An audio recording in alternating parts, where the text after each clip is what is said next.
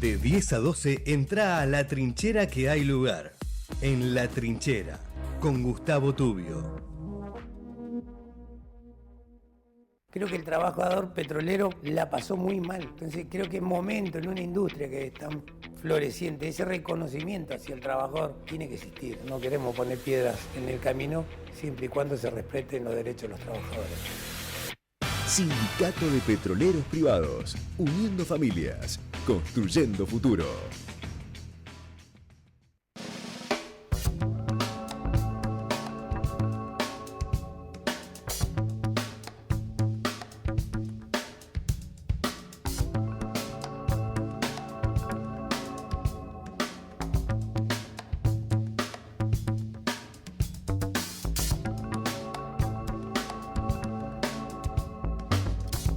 Once y 38, tenemos el gran gusto de tener a Hernán Dobry en línea, como siempre, desde España, contándonos, bueno, las bellezas de ese país que tanto amamos y del mundo, porque el hombre es viajado. ¿Qué dice, amigo querido? ¿Cómo va?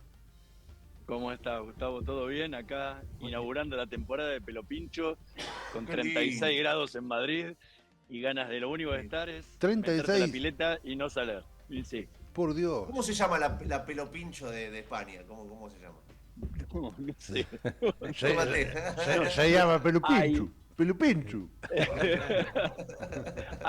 Hay muchas y en esta época se tornan más necesarias que nunca, porque si no estoy como ahora, acá a la sombra, directamente te derretís en el asfalto. Qué verde ese fondo hermoso que tenés atrás. Bueno, ¿por dónde anduvo, amigo, usted? Estuve aquí cerquita de Madrid en un parque temático que se llama Puy du Fou. Es uno de los parques temáticos que tiene surgidos en Francia. Pero a diferencia de lo que son los tradicionales, como cuando uno, qué sé yo, va a Disney o al Parque Warner, que son parques de atracciones donde uno tiene juegos de diferentes cuestiones ambientados en películas, en series, etcétera. Lo que hace son recreaciones históricas. O sea, dentro del parque tenés un montón de escenarios con teatros montados para cada uno de los espectáculos, y lo que hacen es recrear eventos históricos del país. Por ejemplo, en el caso de Francia son franceses, aquí en Toledo tienen mucho que ver con Toledo y con la historia española. Entonces, cada uno de estos escenarios te permite trasladarte en el tiempo a una época diferente. O sea, podés encontrar algunos que tienen que ver con la época de los visigodos, o sea, del comienzo de la caída del Imperio Romano, otras que tienen que ver con las luchas entre cristianos y musulmanes, con las guerras, con la guerra de napoleónicas en el siglo XIX. O sea, hay un montón de espectáculos diferentes que van montando. Y la producción que tienen es monumental, porque piensen que hay más o menos, son unas 175 hectáreas que tiene el parque, bueno. Y cada uno de estos teatros que montaron al aire libre, porque todos los escenarios y las escenografías son en tamaño escala, y todo lo que montaron los teatros, 1.800 y 2.000 espectadores de capacidad.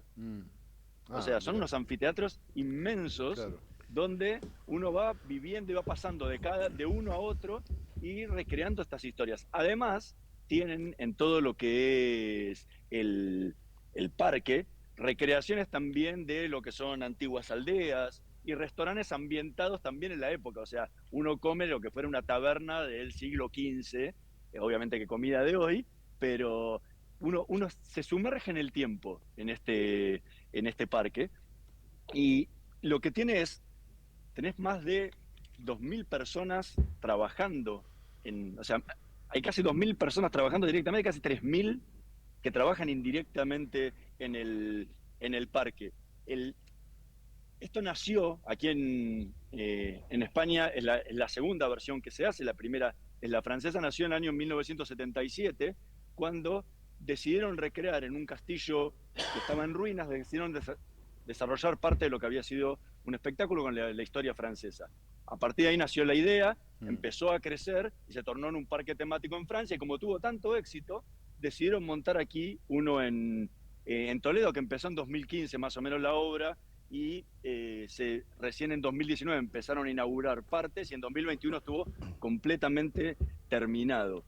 Pensá que más o menos, para que te des una idea, han pasado desde esa época unos 3 millones de espectadores y lo que tiene una inversión encima de más de 200 millones de euros.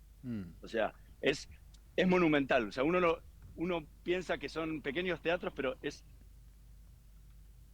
más o menos, qué sé yo, la capacidad del Teatro Coliseo tiene más o menos 2.000 espectadores. Claro, O sea, imagínense el tamaño de eso montado, 9 escenarios en el mismo lugar, o sea, en diferentes partes del parque. Y ahí tenés dos espectáculos que son inmersivos, donde uno participa de lo que es esa vivencia. Uno de ellos, por ejemplo, es el de Allende el Mar, que cuenta la historia del descubrimiento de América. Entonces uno está como si fuera dentro de una de las carabelas, viajando esa travesía hacia América. Después tienen otro que es el último cantar, que justo es el que estamos viendo en imagen, que recrea todo lo que es la historia del Cid Campeador. Desde que Rodrigo Díaz de Vivar arranca con su lucha y sus combates hasta que obviamente muere en una de esas guerras. O sea, hay otro que es A Pluma y Espada, que recrea todo lo que es la historia de Lope de Vega y todo lo que es el siglo de oro español en la literatura. Después hay uno de Cetrería de Reyes, que se remonta ya al año 939 en lo que es los enfrentamientos entre cristianos y musulmanes, con todo un espectáculo de cetrería. Aquí entrenan también a las aves que utilizan, son 200 aves europeas que utilizan en este espectáculo, que también es en un anfiteatro hermoso al aire libre. Y después otro que es el Tambor de la Libertad, que este sí es súper nacionalista porque es toda la época de los combates contra la ocupación napoleónica en 1812. Claro. Entonces, en ese hay mucha bandera española, hay mucha recreación de lo que es el nacionalismo y el patriotismo que generó en la población esta época para derrotar finalmente a los franceses. Claro. y poder independizarse nuevamente. Y así hay un montón de estos espectáculos, y cierra todo esto con un espectáculo nocturno que es el más impresionante de todos. Si 1.800 y 2.000 espectadores les pareció mucho, en el último espectáculo que se hace en un anfiteatro de 7.000 espectadores. Qué bárbaro. Se llama El Sueño de Toledo. Maravilla. Y ahí recrean cada uno de los espectáculos que les dije, duran más o menos media hora cada uno. Este dura 70 minutos. Es impresionante porque tiene más o menos los decorados, hay 3.900 metros cuadrados de decorado, 200 personajes, 200 actores desplegados entre jinetes, malabaristas, actores, y fue declarado, para que se den una idea, el mejor espectáculo de Europa en el año 2021, y en 2022 fue declarado el mejor espectáculo del mundo. O sea, hay fuegos artificiales, hay drones, o sea, han mezclado todo en un escenario monumental porque tiene casi 5 hectáreas el escenario. Entonces, piensen que una hectárea es casi una manzana. Para que vean las dimensiones que tiene todo este espectáculo que cierra, se hace nocturno, es independiente, o sea, uno puede ir solamente a este espectáculo y no ir a todo el parque, o puede combinar los dos. Es para pasar un día entero, está ahí cerquita de Toledo, muy cerquita de Toledo, y está lindo todo el año. Obviamente que ahora en verano durante el día es un poco más duro, porque estar sentado al aire libre con 36 grados es para temerarios solamente. Pero se disfruta muchísimo. Es una alternativa que por ahí para el público argentino no es tan conocido cuando uno viene a visitar tal cual. España o Toledo mismo, o uno va a la ciudad de Toledo, recorre la ciudad de Toledo, pero esto pasa por ahí un poco más desapercibido, y la realidad es una alternativa muy linda, y si uno va con chicos más todavía, porque tiene la posibilidad de darle un espectáculo durante todo un día que disfrutan muchísimo porque ven y recrean historias Bueno, que eso es lo obviamente para los interesante, argentinos ¿eh? son desconocidas, ¿no? Claro, pero eso es lo interesante también, la manera de contar la historia. Digo, yo relacionándolo con los estudios Universal, donde ves a Harrison Ford con el arca perdida y no sé cuánta estupidez, acá te muestran la historia. Digo, me parece que es un hallazgo extraordinario la manera de contar la historia. Es muy, muy interesante. Sí, totalmente. La idea de poder tomar los puntos más importantes de la historia Claro, española y claro. llevarlos así tan didácticamente es muy bueno, tanto para el turista, Sí, sí. que desconoce totalmente la historia de España o conoce muy por arriba, como en la mayoría de los casos, o Fantástico. para los propios chicos, que Exacto. es Claro. muy Muy educativo. didáctico. Sí, sí. Eh, Hernancito, y aparte divertido, porque no, claro. porque a veces uno va a unos lugares que decís, bueno, me quiero ir ya porque no puedo más. Y acá como son media hora, son muy cortos, eh, enfocan en un punto de la historia, no te narran la historia completa, pero uno va entendiendo diferentes sucesos que marcaron la historia española. Genial. Vos sabés que me parece fundamental que existan estos lugares en Europa, porque cuando vos llegás a Europa, claro, como tenés la historia ahí en las fachadas de las casas, en los caminos y demás, y por Ujú. supuesto también la tenés en los museos, pero está muy bueno que exista un lugar de estas características para, bueno, sobre todo para los chicos que Claro. interactúan y necesitan quizás otro nivel de información. Realmente aplauso, medalla y beso para esta iniciativa que me parece fantástica. Ujú. Dicho esto, hablando de Europa, necesito ahora, está fuera de programa lo que te voy a preguntar, pero necesito hablar con Hernán Dobry, con el periodista que tiene voz propia y análisis, y quiero aprovecharte en esta salida, en esta semana tan particular, para que me des tu mirada sobre lo que está pasando en Europa con relación a la guerra entre Israel e Irán, ¿no? ¿Cómo lo estás viendo vos? Ujú. ¿Cómo lo estás observando? Es interesante la reacción que tuvo Europa, salvo España, siempre está en contra de Israel en Sí, todo lo que haga. sí.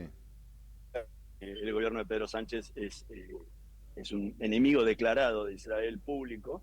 Salvo eso, la reacción en Europa fue bastante sorprendente. Incluso las declaraciones del canciller alemán esta semana diciendo que Israel está haciendo el trabajo sucio que Europa no hizo o que no quiere hacer.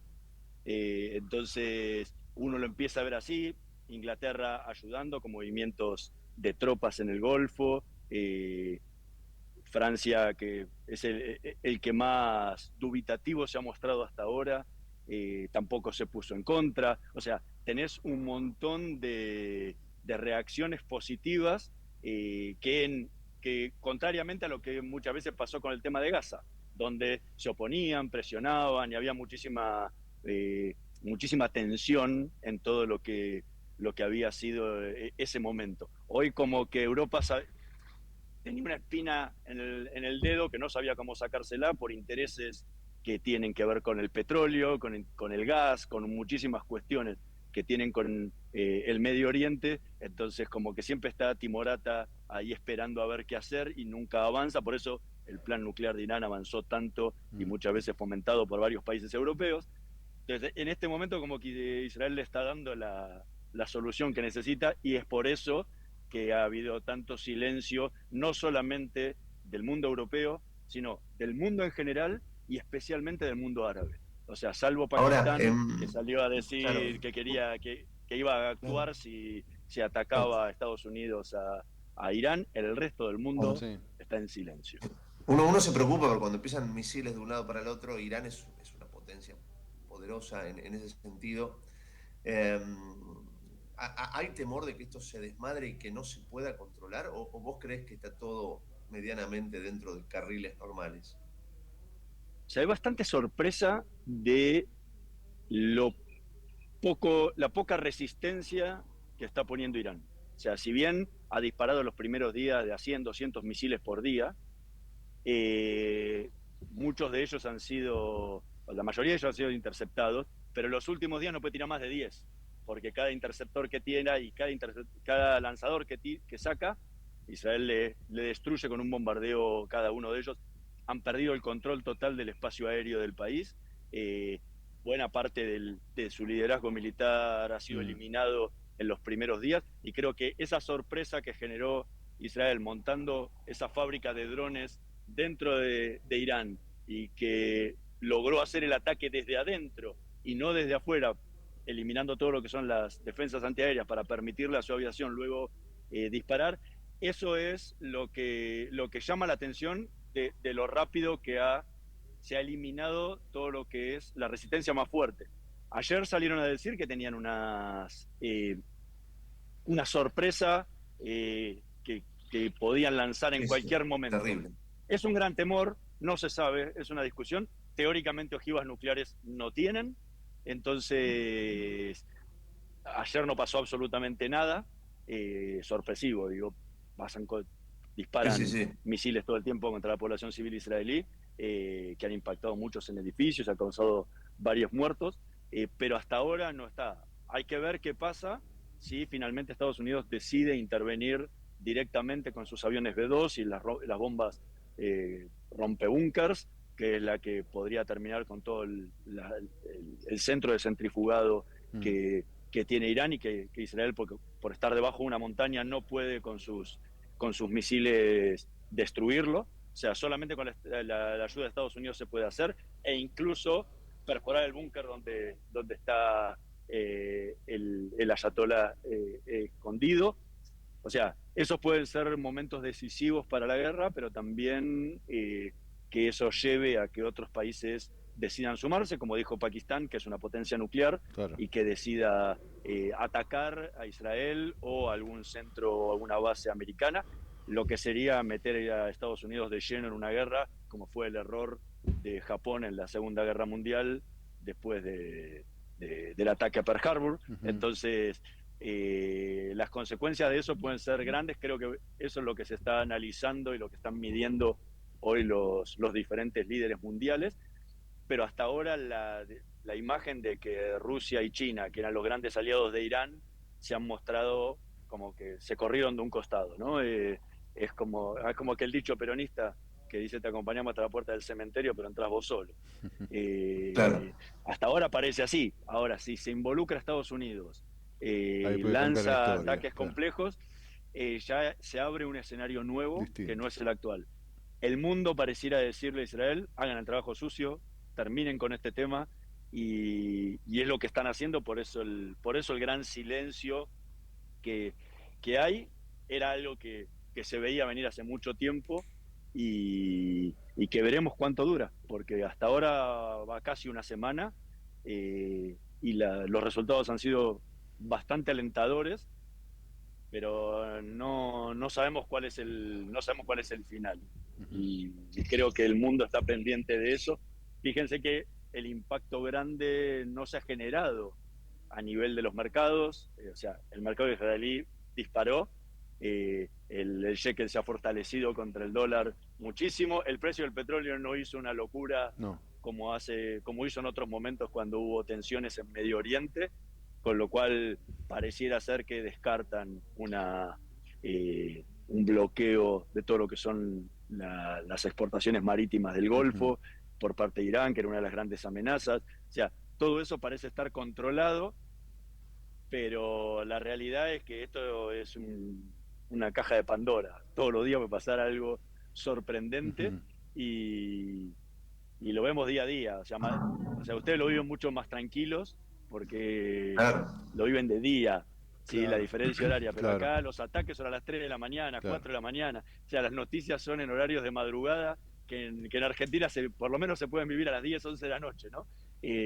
Pero es muy tensa seguir todo esto de madrugada, e incluso la propia población israelí, que está siendo asediada por los misiles, en medio de la madrugada, todos salir corriendo a los refugios de los edificios, y una vez volver, otra vez volver, porque hay una andanada, otra andanada de misiles.